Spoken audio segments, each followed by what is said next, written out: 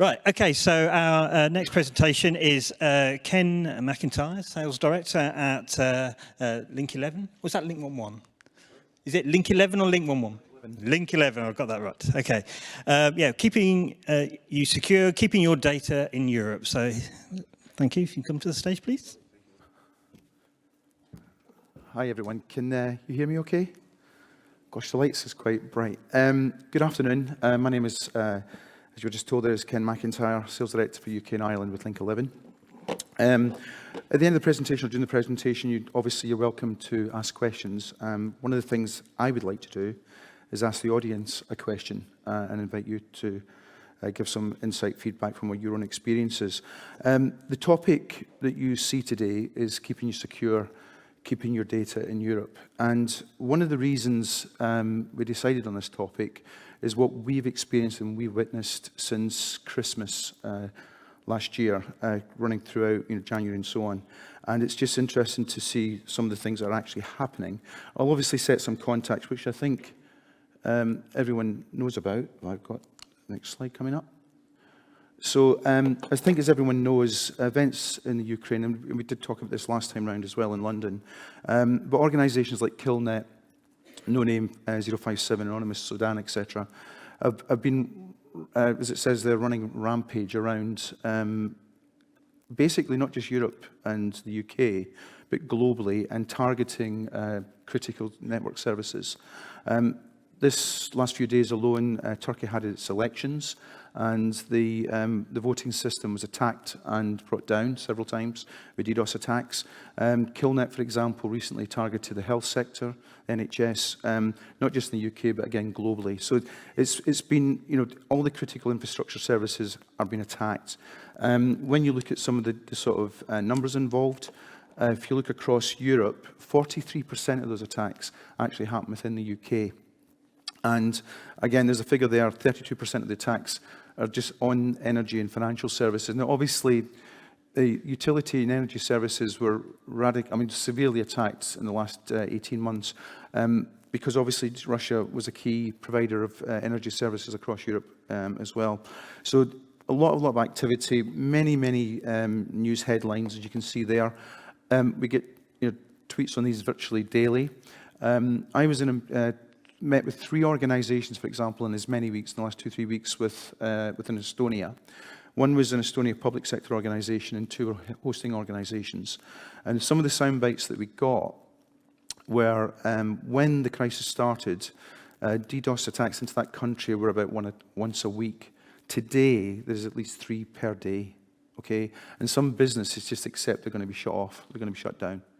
So it's heightened, it's really ramped up in terms of activity levels. And what that's actually brought about, this heightened cyber attacks, DDoS attacks and attacks across, because of the consequence of what's happening in the Ukraine, it's actually highlighted a gap in GDPR. And I think there was, from what we understand, there was a subtle change towards the end of December. And it was actually brought home to us by the public sector organisation in Estonia, who said basically the current supplier that are protecting us are making us non-compliant. And basically what that comes down to, and it's just really came about and been escalated up. And that's one of the questions I have for the audience here. I'm sure everybody knows that what GDPR compliance is about is keeping data in the UK, in Europe. However, if you, with certain CDN providers, DDoS mitigators and so on, they're outside or located outside the EU in the UK, they cannot guarantee that personal data will reside in sovereign, in state. And it's become a bit of a big issue, and it's one of the things that we're actually seeing quite a lot, is data has actually been taken out and processed in the US. The background to this, you may recall, some of you may recall, and I won't spend too much time on this, was the challenge made by Schrems around, I think it was Facebook, if I recall, and what's essentially from the various rulings in the European Court of Justice invalidated or negated the Privacy Shield framework, which allowed data to actually be taken out of the US, of Europe and the UK into the US, and that has radically changed. And obviously one of the easiest ways to avoid that is to work with European providers, okay? So that's one way to look at it, is to just simply say, well, to keep my data in the UK, to keep my data in Europe, I'm going to work with European suppliers. The alternative to that, and to be fair, the European guidelines, but the ICO are very, very specific if you look at the first line on the third paragraph. And this is really our question to the audience here. The ask now by the compliance organisations is that you carry out a transfer impact assessment, if it's in Europe, or a transfer risk assessment.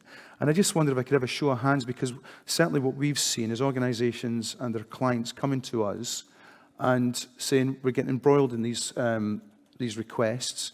There's no guarantee that we're going to meet the obligations, and data is definitely being taken out. And to be fair to a number of these larger US-based companies, they're very open about the fact that they do declare openly that they do have to, in certain services, actually have to carry the data outside to the US. But I just wonder if anyone here has been involved in any of these assessments. Can I have a show of hands? Has anyone been involved in them directly or indirectly? Is anyone aware of them? Has anyone come across this, the transfer risk assessment? Basically, the ask is that you go to your, primarily it's been US-based vendors, and verify and ask them to, there's a whole various audit process. It's documented very well in the ICO. But ask them, is there any possibility that the data has actually been carried out of Europe to be processed? And as I say, it's not about naming and shaming. Obviously, the way this has come about is how these CDN organisations and companies evolved, and how they came into Europe, and how they created their presence in Europe. So it's just interesting that I'm kind of surprised, because we're certainly seeing a number of organisations, more so in Europe than the UK, but it is growing and growing. And it's really sort of raised its head, and that's why we're kind of keen to get a sense of it from a practical point of view, and what's actually entailed, because we only get part of the picture. Obviously, in terms of doing the assessment, the potential risk is obviously the cost, or not so much risk, but the cost of the assessment, and then what the outcome of the assessment actually is. And one way to sort of circumvent that is to look at European organisations that provide CDN and DDoS mitigation services. So the unknown, I guess, is if you're pressed, or your clients ask you as service providers, is my data protected? Because it certainly is, the interest in this really has taken off. Then, as I say, what's involved in a risk assessment or a transfer impact assessment is quite onerous. And you have to do it for each of your vendors as well. Obviously, why we're delighted to hear this and interested to hear this is we are, LINX11, is headquartered in Europe, and we fulfill all the requirements. And I'm not going to deep dive into our services. We've got a stand outside. You're very, very welcome to come and talk to us. And it was kind of interesting how we evolved. We started in 2005. We started as a hosting company, and we ourselves were attacked, and our CTO and the team developed a machine learning-based set of algorithms, which is in each of our scrubbing centres. And what we decided to do was change our fundamental business model. And the shape of the diagram actually illustrates more our architecture and philosophy. And the key thing is that the infrastructure, connecting clients to businesses and business to businesses, because the attacks come from outside. And then, basically, on top of that, where you're looking at things like the application layer and protection, that's where you start to unbundle the packets and find that personal data and information that should be retained in sovereign. And I've started to change the language from retaining Europe and the UK to retaining sovereign. I'll explain why in a moment. And then our adjunct services, secure CDN and so on, as you can see there in DNS. Many organizations, when the web blew up, started as CDN providers in the sense of saying, right, we'll make websites faster and easy to access and so on. And then, obviously, what they looked to do was add on cybersecurity, add-on DDoS protection. We were kind of fortunate in the timing for us and the way we evolved, that we sort of built the infrastructure and the core and bottom up, and then made sure that fundamentally, so basically, you know, if you're looking for CDN services, we couldn't provide it to you without making sure that the infrastructure is supported and protected and in place. So that was the kind of the philosophy we had. As a business, we started in Europe, and today we're a global business. And that's kind of interesting in its own right as well. So for instance, many countries ask for the data to be retained and sovereign. So when we work, for example, and there's some quirky, interesting things at play here, because you as providers supporting business in the UK or supporting business in Europe are probably also doing business internationally. So you want to find a vendor that will retain and maintain data and protect the data in Europe, in the UK, and as I said, if you look at the ICO website, they're basically enhancing, or and in fact, they've been very much more specific, I would suggest, than the European peers. But the need to retain data and sovereign is being asked globally. So when we get involved with our partners, our customers, etc., we also have to help them support business in other parts of the world. And in certain cases, for instance, you have to get kind of creative on that. For instance, if you're doing business in the Middle East, then the likelihood is you'll have to work with the incumbent carrier in those states.